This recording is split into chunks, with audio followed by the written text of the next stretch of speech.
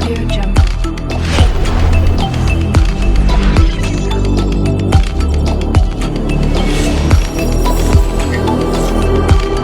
Audio Jungle.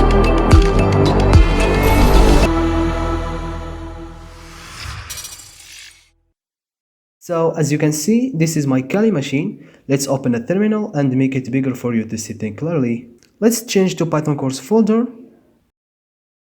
hit enter, and we get the Python terminal. So the first data type that we're gonna cover in this video is list in Python. So the list is one of the most data type used in Python, and it is changeable. So let's explain this with some examples. So we're gonna create a list called programming list. Notice that the syntax of a list is a square brackets.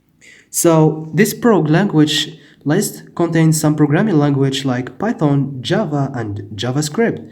So as you already know, to print the data inside a variable, we use the print function. So print prog language. Now we want to get elements and values from our list. So if we know the index of the element that we want, for example, the index of Python is 0, and the index of Java is 1, and the index of JavaScript is 2. So for example, to get Python, we type prog language and square the index of Python, which is 0 in our case, close the brackets and hit enter. As you can see, we get Python, and we do the same thing for other items. But what if we pass an index that does not exist in our list?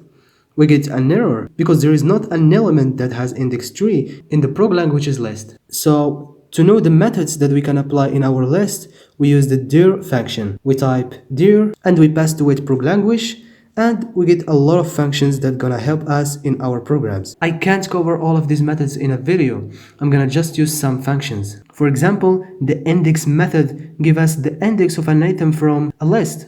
For example, proglanguage.index, and we pass to it Java, it's gonna return 1 because the index of Java is 1. Another method, which is the remove method, we use it to remove an item from a list by passing the name of this item to it. For example, proglanguage.remove, and we pass to it Java. Now Java is removed, and to prove that, let's see the contents of our list. As you can see, Java is gone. Another method, which is append. So we use it to add items to our list. For example, proglanguage.append Perl. As you can see, the Perl programming language is added to our list. To know how much of items are existed in our list, we use the len function. We pass to it the name of our list, and in our case, it returns 3, because there is 3 programming languages in the prog languages list. Notice that you can use the len function for any data type. Notice that a list can contain multiple data types. For example, we can add a number to a list, and as you can see,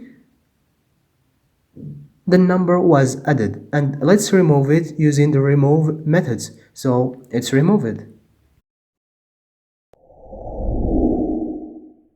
Now, let's talk about tuples.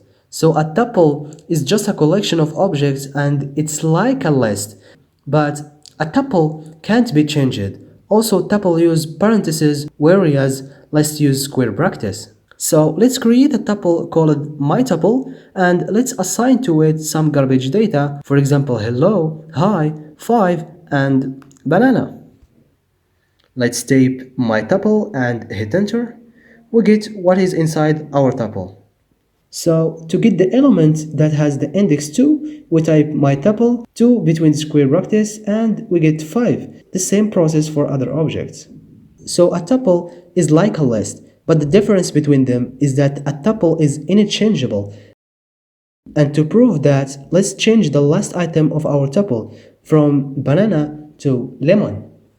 As you can see, we get an error. Tuple object does not support item assignment. So that's what I mean about interchangeable. But in list, change item value is possible. And to prove that, let's create a list called myList and assign to it garbage value again. So to get the first value, we use the index 0, and to get hello, we use the index 4. That's cool. So let's change hello to hi by typing myList4 between square brackets, which is hello, and change it to hi. As you can see, there is no error because list is changeable, but tuple are not. So to convert a tuple to a list, we use the list function that converts a tuple to a list. For example, let's create a variable called tuple to list and we assign to it list my tuple between brackets. Now the tuple to list is a list, not a tuple. And the same thing, if you want to convert a list to a tuple, you use the tuple function. For example, let's create a variable called list to tuple and assign to it mylist. Now, the mylist is converted to a tuple and assigned to the list to tuple variable. So, we use the type function to know about the type of a variable. For example, type mytuple, so the data type of this variable is a tuple. The same for the list and other variables. So now we're gonna talk about set's data type. Set in Python is an ordered and unique object. That means that it cannot have multiple occurrences of the same element. So we use sets to remove duplicated value from a list or a tuple, and also to perform common math operation like union and intersection. Don't worry, we're gonna talk about all of this. So let's create an empty set and call it mySet. So now mySet is empty. Let's delete it using the del keyword. And create another set called mySet again that contain a list of programming languages.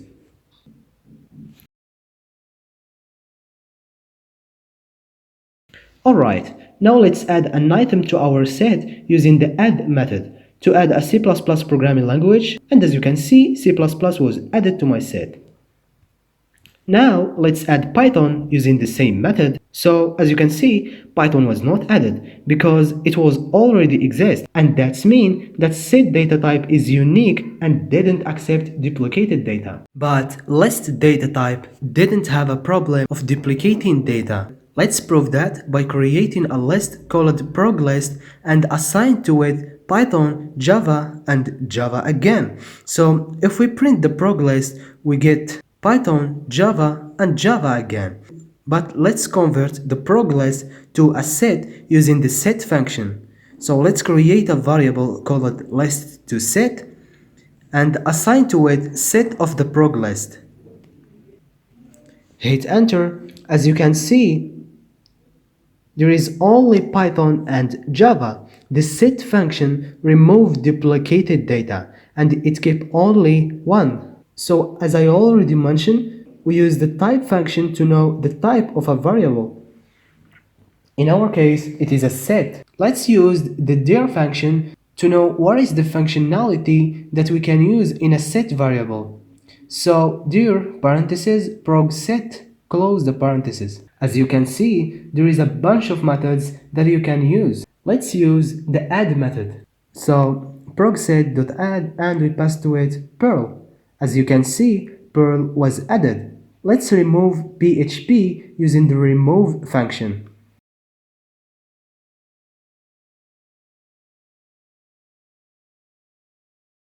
Now let's talk about math operations and let's create another set progset2. We assign to it Python, C, JavaScript, and Java. So let's see the content of the progset and progset2.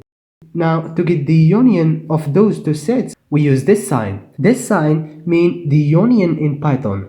So the result is a set that contains the union of the progset and progset2, but without duplicating data. We can use the union function instead of using this sign. Just type progset.union and pass to it progset2. As you can see, it's the same result. Now for the intersection, we use the AND sign.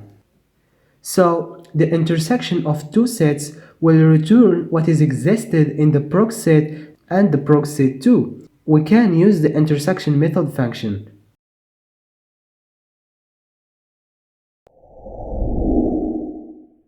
Now we're gonna talk about dictionaries in Python. Dictionaries are one of the most important data type in Python. We're gonna use it a lot in the next lectures. It's an ordered collections of items. Each item of a dictionary has a key. So let's talk about this and make it clear. So let's create a dictionary of a man. We call it John Dict. So the syntax of a dictionary is curly brackets. So John Dict, the first key is first name, 2 point, John, and comma, last name, Danny, comma, age, 45, kid's name, 2 point, a list that contains the names of John kids, which is Ronnie and Jeff. Now let's type John Dict and hit enter. As you can see, this is the dictionary of John. So to get the value from a dictionary, it's like the list data type. But in dictionaries, we don't use the index, but we use the key instead of it. So for example, the key of the first name of John is first name. So John Dict and first name, and we get John. The same for the last name and the age and the kid's name. For the kid's name, the result is a list. So if we want only the first kid's name, we use another square bracket and we pass to it the index of the first kid's name. And if we want the second kid's name, we pass 1. It's the same process of a list. So there is some functions that we can use in dictionaries. For example, a hasKey function that return a Boolean value. If the key was exist, it will return true, but if not, it will return false. Also, there is keys function that return all the keys of a dictionary. There are a bunch of functionality. You can try it by your own. And let's talk about adding an item to a dictionary. It's easy. Let's see that we want to add the location of John into the John dictionary. We type John dictionary, location, and we pass the location of the John. So the location is added to the John dictionary. Our video is ended here. Thank you very much for your time. If you like the video, please hit the like button and subscribe for more videos. And please, if I miss something, just tell me in the comment. And goodbye.